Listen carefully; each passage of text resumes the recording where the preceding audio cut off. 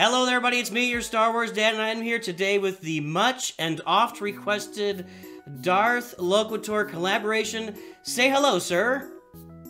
Greetings, Inquisitors.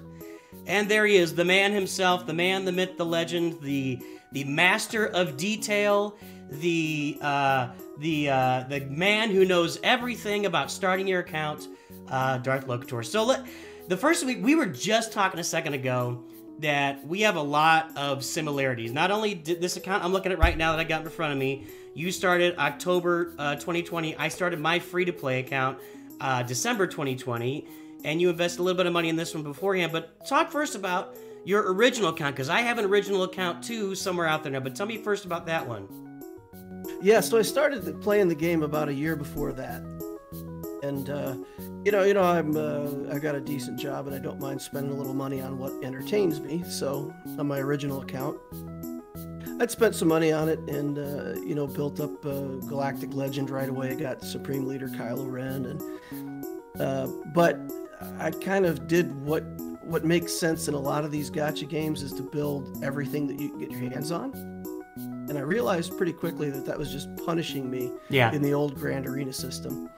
So there came a point about a year in where I was like, I really like this game, and I really like Grand Arena. I wonder if I started this game again knowing what I know now, what would I do differently? So I started an alt account. Like a couple weeks into the alt account, they announced that characters were going to double drops on shards. And that's when I started documenting the account.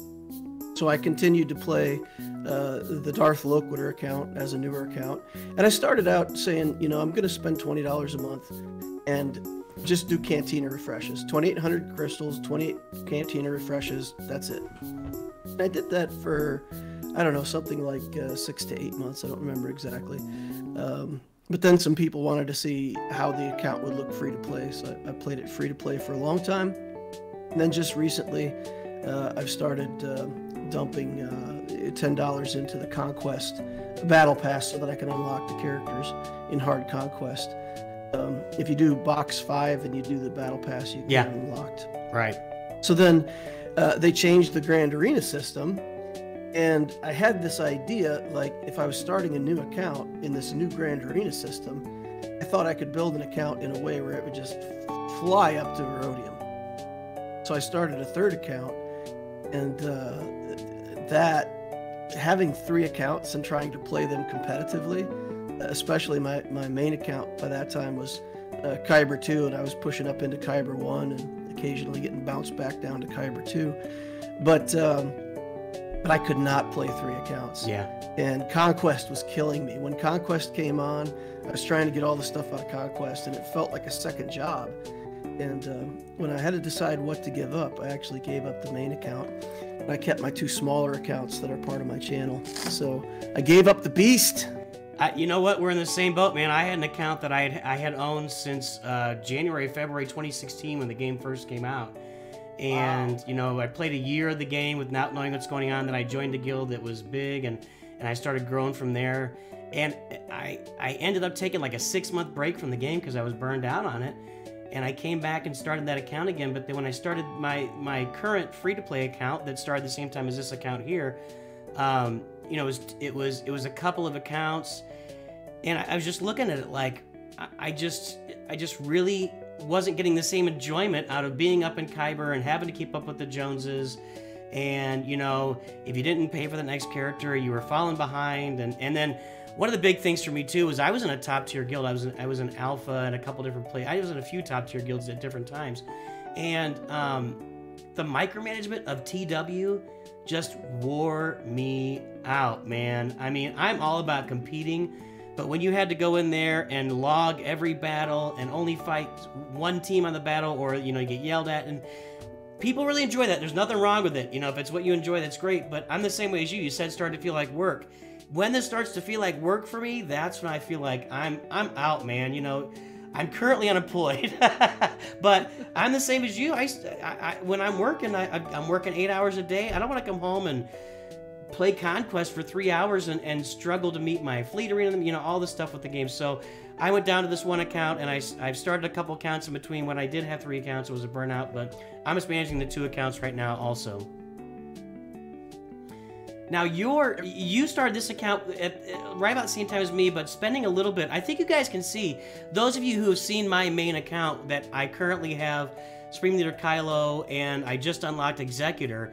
I mean, look at the difference it's spending. It was $20 a month for 8 months, is that right? Yep. And it was just on crystals for energy refreshes, and that's all you used it for? And specifically Cantina. Okay. Specifically Cantina.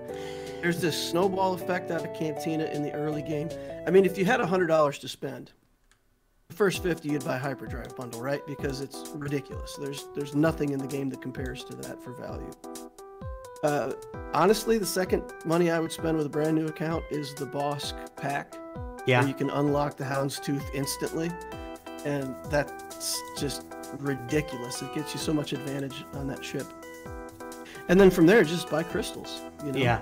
And when you spend those refreshes in the Cantina, it gives you currency for the Cantina store, which lets you buy characters.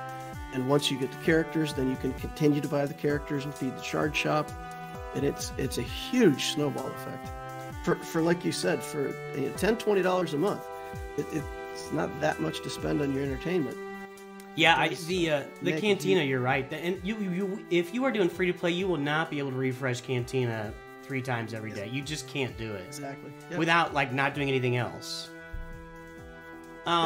So I've got my Hyperdrive account that I started in September, and I've been basically refreshing my crystals every time I need to. And the goal with that account is to get to Executor in 6 to 7 months and get that thing done. And what I'm finding is, you know, keeping those crystals full, that account is progressing twice as fast as my free-to-play account. It just is, and it's a lot of fun. So talk a little bit about your new farming guides. You put out a farming guide for dark side and for light side, and I'm in full agreement with that. And I'm going to say one thing before I do that.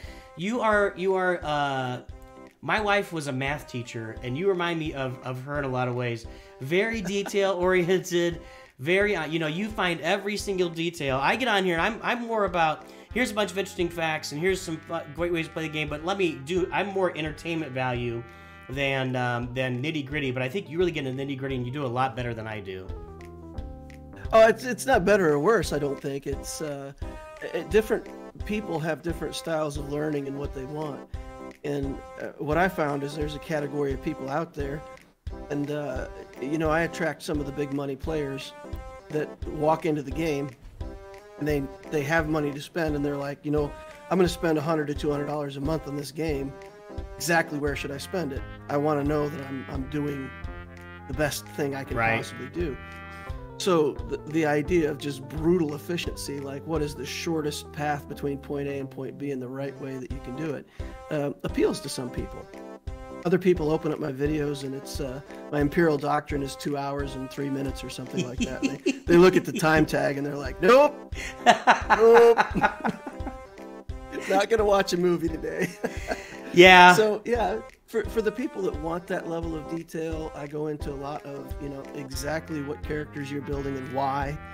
It's not just, you know, build this team, but it's, you know, this is what the team's going to be doing for you as you build the account, as you progress. You know, this is an end game team, so once you start investing gear in them, you're never going to be sad. Right. This is an early game team. Put some gear in them now and then forget about them as soon as they're no longer useful.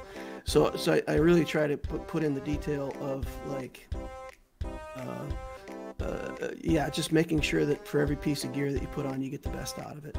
It's not for everybody, but I have fun doing it. No, I agree. And it's the Phoenix versus CLS quandary, right? Like, you take your Phoenix to a minimum level, but once you get CLS, you're investing you're all the way on it. And you know, I kind of have that. I'm in that mode where, unless you're going for Sith Eternal, I don't really want to farm Phoenix right out of the gate in general. They're just such turd muffins. And but I guess if you're gonna do Profundity though, you better get it because you're gonna have to have Hera anyway. So right. So anyway, I don't know. What are your thoughts on Phoenix versus Rebels up front? Neither. Oh, don't.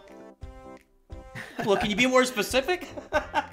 So my thing is basically a Jedi team. So you can buy so many of the Jedi out of the shop, and you just farm Bastila Shan. Because Bastila gives free protection up as soon as your characters, you know, get in any shape. She makes Galactic War easy because every time you start a new Galactic War battle, you start with that free protection up, and it's less attrition on your character, so it makes it easier for new players. And then Imperial Troopers are just insane. They're insane. They're the easiest team to build. You can relic one character, have the rest of them be garbage, and as long as you have one character that's fast enough to light off the turn meter train, you win. You can do 2 assault battles at challenge tier 1, which you need to get to for your injector parts.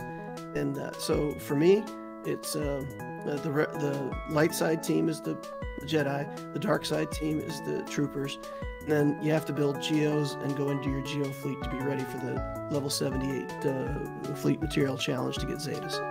Yeah, I'm 100% with you on Imperial Troopers. I think it's not only is it the most low-hanging fruit team that you can get that is an end game team. I just think they're just so much fun. They are. Yeah, there's just so much fun to be had there. I find the Troopers and CLS to be a similar type of, it's all the assist, it's all the turn meter, and I just really enjoy that style of gameplay coming into the game. So,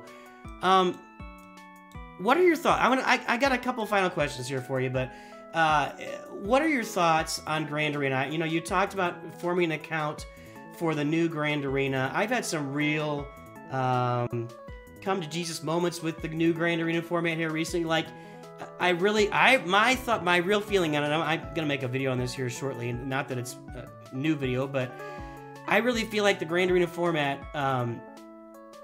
it doesn't make me feel good about the game. Like, I'm pretty good at Grand Arena, so I'm in Erodium 3 with a 4.5 million account, and all my opponents are 6 and 7 million. So if they decide to play, they're going to win, and if they don't play, I win. And I really miss the PvP aspect of Grand Arena, like, tremendously. It was my favorite thing in the game. What are your thoughts on that? I'm 100% in agreement. And again, starting an account last year, I've got a second account that's a year old, and going through from the bottom up, it's even more sickening. Yep. At the lowest levels, at Carbonite and Bronzium, it's ridiculous. You're facing 5.5 million Galactic Power accounts with the Galactic Legend and the Executor. And like you said, if they play, there's absolutely no chance. Right. So, and in my 2023 guides, I basically say that, look, Grand Arena is no longer a reason to build your account in any certain way. Right? You build first to dominate your fleet arena, to get crystals out of there so that you can always have refreshes, and everything goes better when you're getting your fleet crystals. Yeah. And then from there, you build your account for hard conquest, because 4 million Galactic Power these days, especially if you build one of the big fleets first, it comes so fast. Now, let's say you build the Troopers and some Jedi, you build a Padme team in the background somewhere, and you build the stuff for the Executor. You've got some bounty hunters now, you've got the Troopers going on, you've got Piet built up. So you're doing okay, but if you take that roster into Conquest, you're going to get smoked, right? Yeah. So now let's say you decide, I'll build Galactic Legend Rey, or I'll build SLKR. I'll just build a Galactic Legend. Now you go into Conquest, you got your big team to beat up the hard teams. You've got your Troopers and Padme team and stuff like that to clean up the teams that you can beat and get 3 stars. And you just kind of chunk along through hard conquest and get tons of rewards, and it's insane how much stuff you can get out of hard conquest. Well, if you then take that roster and you look at what it does in Grand Arena, it's fantastic. You've got your teams, you've got a good defense, You've got a Galactic Legend, you've got a big fleet, you have all the tools you need to play in Grand Arena. So it's not like you just say, oh, I'm not even going to play, skip Grand Arena. It's just that if you build your account for other things, you'll still be wildly successful in Grand Arena. I agree with that. Do you have any thoughts for how they could fix Grand Arena? I've talked about, like, Galactic Power minimums on Kyber in a row. You can't drop below Kyber if you're over 6 million, stuff like that, and tier it down. I'm just not really sure what the solution is with the current format. I just think it's not a great format. Yeah, I'd love to see a system where after a certain period of time, everybody gets reset to their respective Galactic Power. So let's say once every 6 months, the whole system just resets, and you reset according to your galactic power. Yeah. At the end of that 6 months, if you've climbed way beyond your station, like you're saying, you're in Erodium at a low galactic power. If they reset galactic power, you'd probably be top of Bronzium, bottom of Chromium, something like that. And you could get up again into Erodium or maybe even Kyber. Well, then you're locked in. When they do the next reset, your daily crystal reward is going to be locked in at that level that you achieved. Right. Then they reset it again. So you're not punished. You go back down to Chromium, but you're still getting your Kyber rewards every day. And then the challenge is to rise up to the point where you're even further. Yeah, that makes sense. You know?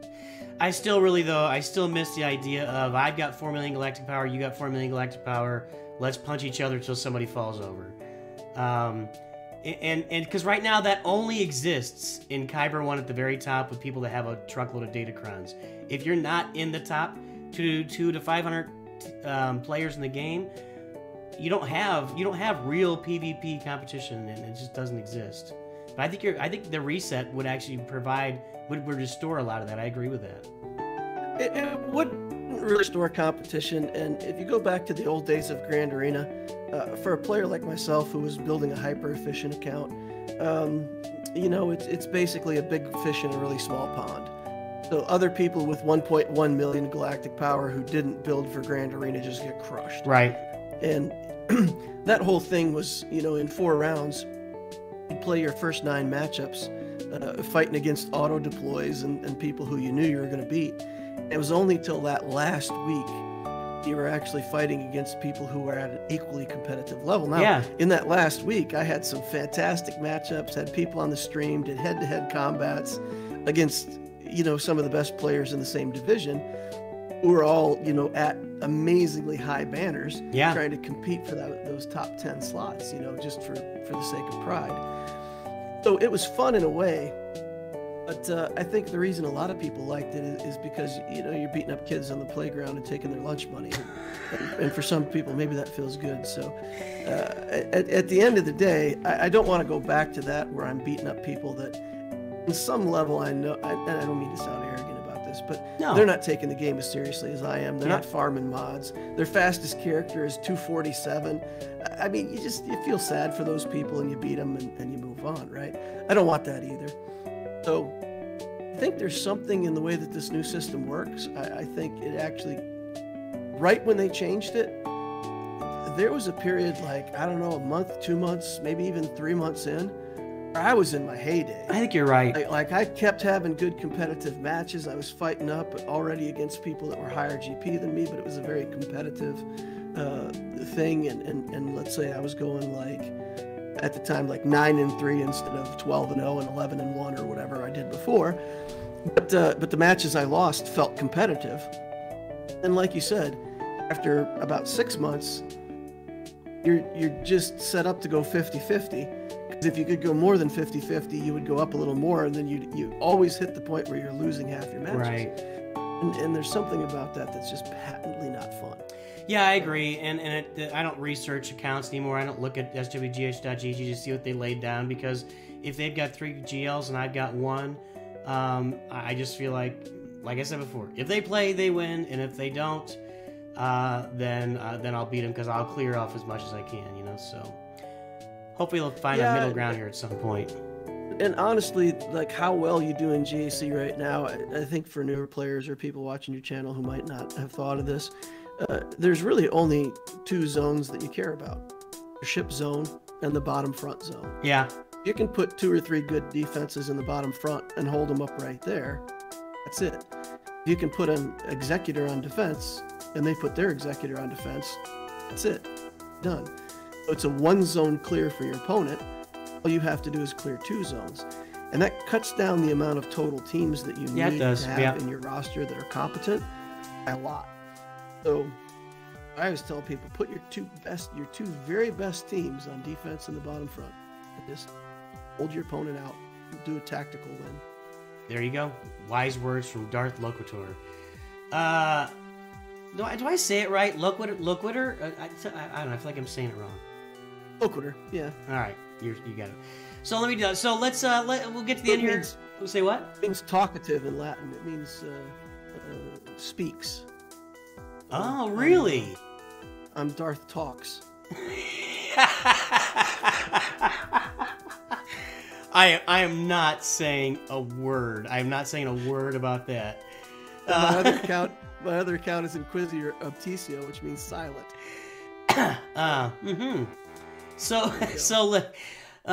This has been awesome, man. I really appreciate it, and we need to do this more often. But do you have any parting words for my folks as you make your way out the door and go back to making your own stuff?